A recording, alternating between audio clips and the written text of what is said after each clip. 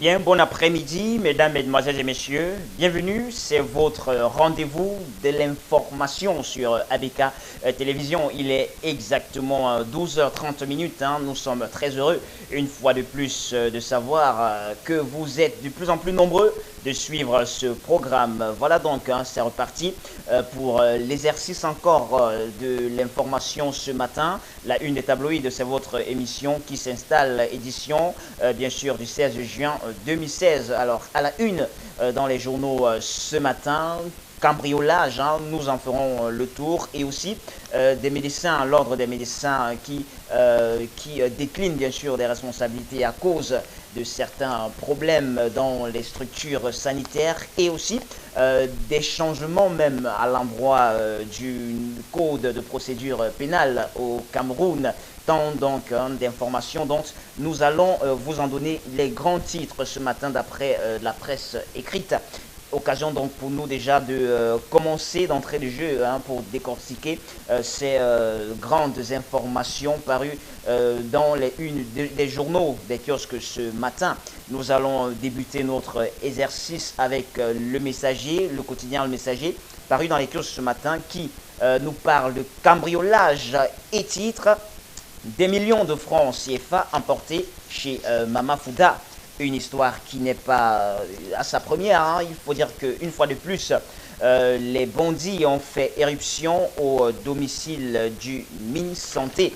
Et Le Messager nous dit ce matin qu'un gang de braqueurs s'est introduite nuitamment mardi dernier chez le ministre de la Santé publique. Les membres de la famille ont été séquestrés et une grande somme, une importante somme d'argent a été emportée. On s'en souvient que ceci n'est bien sûr pas la première fois, parce qu'en 2012, c'était la somme de 300 millions de francs CFA qui avait disparu de manière épisodique ou de manière décortiquée.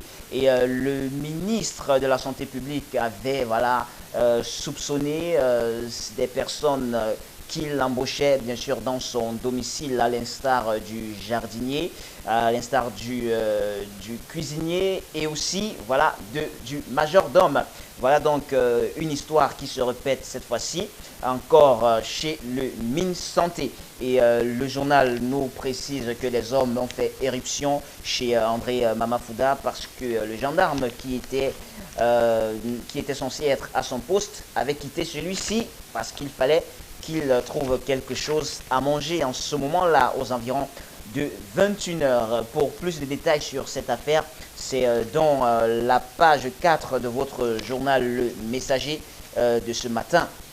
Et aussi Chambre haute, Le Messager nous en parle après. Il faut dire qu'ils occupent des fonctions, et des fonctions incompatibles avec leur statut. C'est la Chambre haute, bien sûr. Le Messager titre ce matin: des sénateurs violent la loi.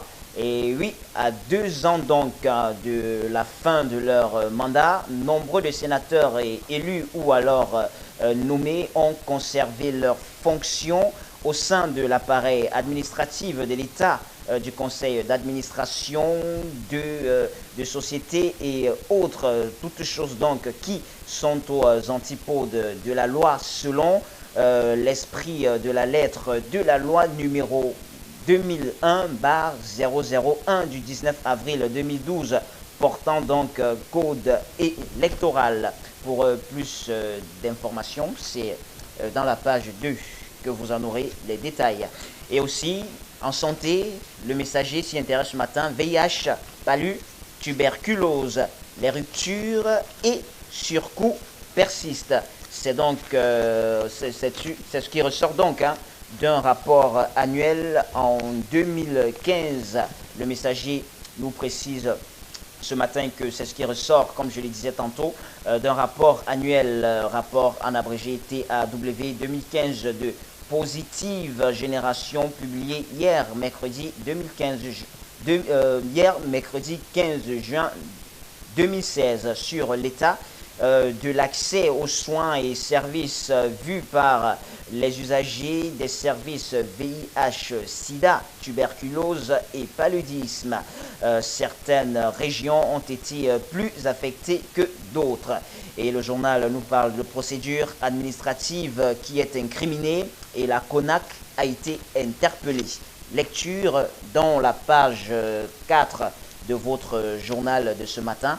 Et aussi le messager nous balade du côté de Yaoundé et s'intéresse à cette affaire rocambolesque. Oui, la ministre de Ntimi Evuna saute sur Razel. Eh bien, nul n'est au-dessus de la loi d'après ce cliché que nous présente le messager ce matin. Des agents donc de la communauté urbaine de Yaoundé ont posé le sabot sur un véhicule de l'entreprise française. Ce dernier donc, il s'agit du chauffeur, avait garé son véhicule devant une entreprise de télécommunication de la place pour se faire enregistrer. Voilà, celui-ci a été averti par un callboxer, mais il aurait donc brandi haut comme ça l'intégrité de l'entreprise pour laquelle il est embauché. Et donc, en autre terme, il aurait outrepassé voilà, la loi, mais c'est donc à son retour qu'il a été étonné d'avoir que les agents de la communauté urbaine de Yaoundé ont posé le sabot sur son véhicule. Il s'est donc acquitté d'une somme de 25 000 francs, la somme d'ailleurs que doivent payer toute personne victime bien sûr de sanctions de ce côté-là. Voilà donc qui montre encore à quel point Timi Evuna met de l'ordre du côté de Yaoundé et nul n'est au-dessus de sa loi. C'est à lire dans la page 4 également de votre journal Le Messager de ce matin. Et à son pied de page, voilà, projet de stade Tombi, Aroko répond à Camille Akoa.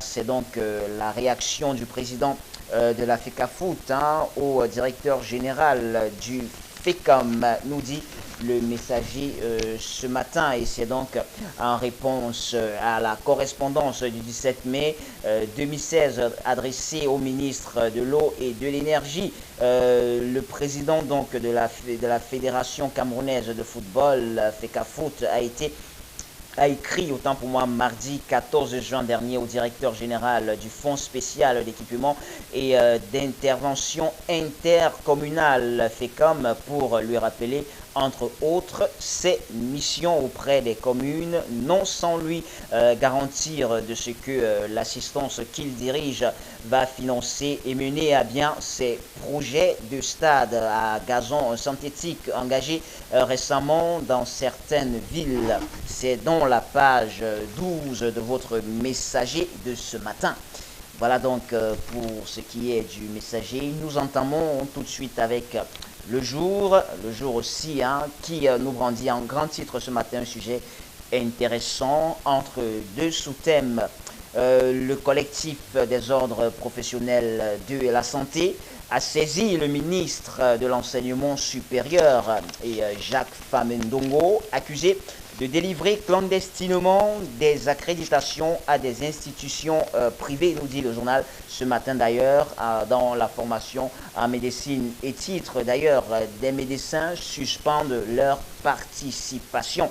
C'est dans la page 5 que vous en aurez plus de connaissances, mais déjà il faut savoir que dans une correspondance donc adressée au ministère de l'enseignement supérieur et datant bien sûr du 10 mai 2016, le collectif de l'ordre des professionnels de la santé constitué de l'ordre des médecins, de l'ordre des pharmaciens et aussi de l'ordre des chirurgiens dentistes ont annoncé bien sûr qu'ils se retiraient de toute action relative même à ce genre de métier. Et pour ce collectif, les drames survenus donc récemment dans les formations sanitaires du Cameroun sont des signes de la dégradation de la qualité des jeunes médecins manifestement mal préparés à la réalité et à la réalité des différentes professions médicales.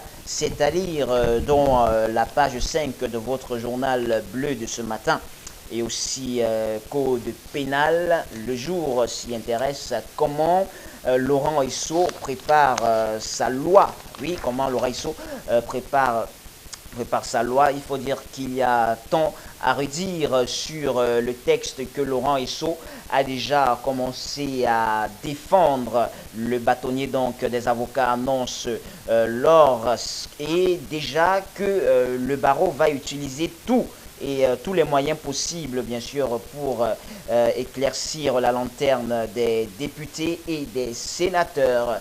Il faut noter déjà que devant le Parlement, le ministre de la Justice va défendre un projet de texte pour lequel il n'a associé ni le corps professionnel, ni les chambres consulaires, ni les groupements d'affaires, ni la société civile. C'est à lire dans la page 4 de votre journal Le Jour de ce matin.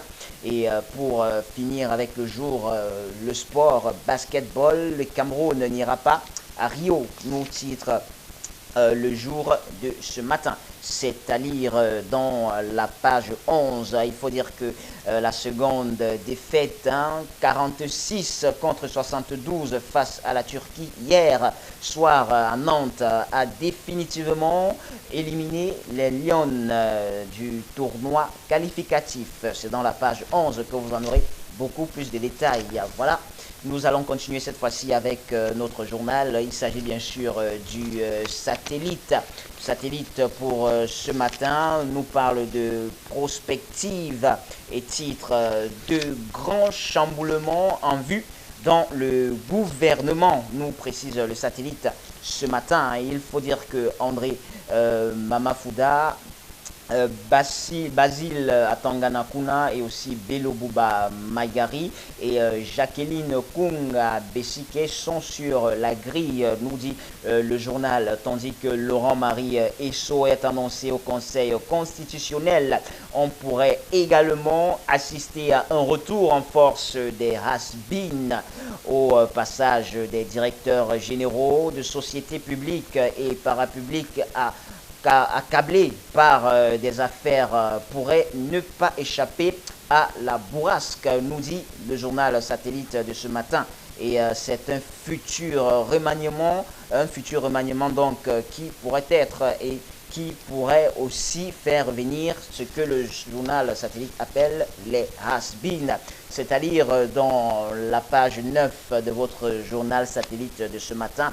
Et aussi examen Minesec 2016, le journal s'y intéresse.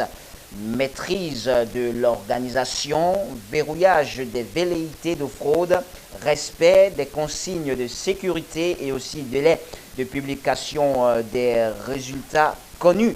Ernest Ngale Bibere imprime ainsi donc ses marques. Le journal nous dit que un ministre dans un centre d'examen pour raison de supervision, on n'avait jamais vu ça au Cameroun, ou presque pas, à la touche de Jean-Ernest Ngale Massema Bibere. Visiblement donc révolutionnaire semble être celui d'un entrepreneur du secteur privé, aussi soucieux et attaché à son organisation qui a comme à la prunelle de ses yeux, en procédant donc ainsi, Ngale Bibere a donné la preuve par l'exemple que les choses ne seront plus jamais comme avant au Minesec, où le ministre veillera personnellement à entraver les dérives. C'est à lire dans la page 3 de votre journal satellite de ce matin, qui nous parle également, qui revient sur la panne de la limousine du président de la République et titre ce matin le sauf-conduit inespéré contre Fouendi. C'est l'entendant bien sûr du côté de la présidence. Le journal nous dit ce matin que mis à l'index pour le fait inédit de la panne de la limousine présidentielle en pleine célébration de la 44e fête de l'unité. Christophe Fouendi, l'intendant de la présidence de la République, semble plutôt faire frais de la négligence. Mais tenant donc à la vilipender des adversaires tapis dans l'ombre, n'ont pas hésité de commettre aux basses, autant pour moi, manœuvres de presse aux ordres, c'est-à-dire dans la page 4 de votre journal Satellite. Et le Satellite aussi nous parle du 21e Forum économique de l'Afrique gagnante et titre le CIMA distingue une fois de plus Jean Périal Nyodok. Le journal nous dit que le 21e Forum économique de l'Afrique gagnante sur le thème croissance et émergence, levier d'une Afrique en mutation, tenue à Paris et en France du 3 au 4 juin 2016 sous l'égide du Conseil international des managers africains, en abrégé CIMA, que dirige M. Sidi Abdallah, son président fondateur. N'a pas manqué d'être une occasion supplémentaire d'honorer la société Tradex, filiale de la Société nationale des hydrocarbures SNH, à travers donc son directeur général, M. Pierre-Jean Nyodok, qui a reçu l'Oscar du leadership des managers africains 2016 et a été en même temps il a été aussi fait parrain des jeunes managers africains. C'est à lire dans la page 6 et 7 de votre journal Le Satellite. Il faut sortir le Satellite ce matin. La culture Bassa, collectivité Bassa, Mpo, Bati et Kongmondo. Moïse Calvin Malep prend les commandes. Dans la page 10 et la page 11, vous aurez bien sûr toutes les informations, vous aurez l'histoire relatée bien sûr de cette intronisation de Moïse Calvin Malep qui s'est déroulée du côté de Nkomondo. Il faut dire que toutes les populations Bassa, venues de près ou de loin, sont venues nombreuses à assister à l'installation de leur nouveau chef. Et le journal nous dit que c'est un nouveau départ pour la population de Nkomondo, les natifs naturellement de ce quartier-là, dans Douala-Premier.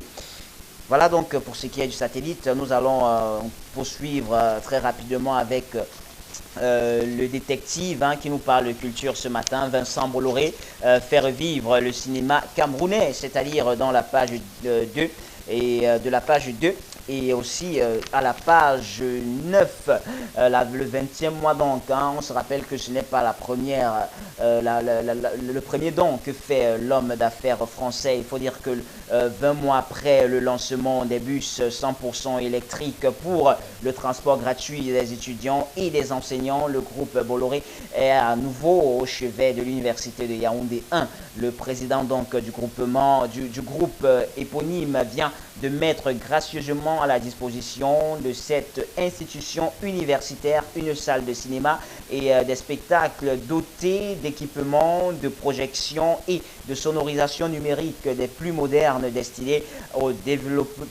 pour développer l'industrie artistique et culturelle au Cameroun, c'est-à-dire dans ces pages, il s'agit de la 2 et de la 9. Et aussi le journal détective fait sa part d'enquête dans la page 10. À quoi rime le tir groupé contre Modeste Fatouing? Dans la page 10, naturellement, vous en aurez plus d'informations concernant cet homme. Le journal nous dit qu'au motif donc de dénoncer quelques népotismes, certains agents de la Direction générale des impôts n'ont pas hésité d'étaler au grand jour leur nostalgie pour le clientélisme ambiant qui y régnait avant l'accessibilité à la tête, bien sûr, de cette administration publique de Modeste Mopa Photoing, c'est-à-dire dans la page 10 de votre journal détective de ce matin. Et le détective aussi nous parle d'entrée en vigueur des APE et titre les règles sur les produits à exporter examiner. C'est dans la page 11. Et pour sortir du détective ce matin, lutte contre Boko Haram. Il faut dire que les enfants réfugiés ne sont pas en reste concernant bien sûr cette affaire de Boko Haram. Pourquoi? Tout simplement parce que les enfants réfugiés ne sont pas en reste. Pourquoi? Parce que les comptes également, on les compte également, voilà, dans des nombreux coups de Boko Haram. Pourquoi? Parce que ceux-ci sont traumatisés par la sauvagerie de Boko Haram. Ils ne sont pas épargnés, on les compte parmi les victimes de Boko Haram. Le journal détective s'intéresse aujourd'hui, ce matin, en titrant Enfants réfugiés et déplacés, internes révoltés. Il faut dire que ces élèves, puisqu'ils sont des élèves pour la plupart, ils témoignent donc des atrocités de la secte terroriste et nourrissent tous un seul rêve, celui de devenir soldats du bataillon d'intervention rapide pour lutter contre Boko Haram. Et pour sortir donc ce matin, nous allons conclure avec ce journal mensuel qui est un coulisse qui nous parle bien sûr de l'information à l'étranger et même l'information locale. Dénouement Nana Bouba Douda à Kondengui dans une affaire d'abus et d'extorsion de 700 millions de francs CFA. Le ministre de la Justice semble avoir pris le taureau par les cornes. Le journal nous dit tout simplement ce matin que si le manque de moyens, le manque de lenteur, la lenteur aussi et la corruption sont des mots qui minent les administrations judiciaires en Afrique en général et particulièrement au Cameroun. Il faut noter qu'il existe des dossiers pour lesquels les institutions peuvent agir et rendre justice sans coup férir, c'est-à-dire dans la page 3. Et aussi le journal Police nous amène à l'étranger ce matin et nous parle encore de décadence. Hissène Habré, jugé et condamné à perpétuité. L'ex-dictateur voilà, tchadien purge sa peine pour des crimes contre l'humanité commis durant sa présidence de 1982 à 1990. Et également pour sortir de ce mensuel, hôpital régional de Garoua, le nouveau miroir du Septentrion. Le journal nous dit que depuis près de 3 mois, ce centre hospitalier public enregistre une montée en puissance des décès. Le journal donc a fait une enquête pour apporter une réponse par rapport à ces décès qui deviennent de plus en plus culminants, mais le journal nous précise qu'il n'y a pas de réponse vis-à-vis des responsables, bien sûr, sanitaires de ce côté-là. C'est donc sur cette information que nous allons clôturer notre une tabloïde de ce matin, édition du 16 juin 2016. Je vous donne rendez-vous demain pour une toute nouvelle édition. En attendant, n'oubliez pas, acheter un journal, c'est promouvoir la presse. Alors rendez-vous dans un kiosque, acheter un journal et entrer dans les détails des informations que nous venons de vous donner dans les grands titres selon les journaux. Vous pouvez nous suivre en direct sur YouTube et sur Facebook. Tapez tout simplement la une tabloïde et le reste, c'est à vous.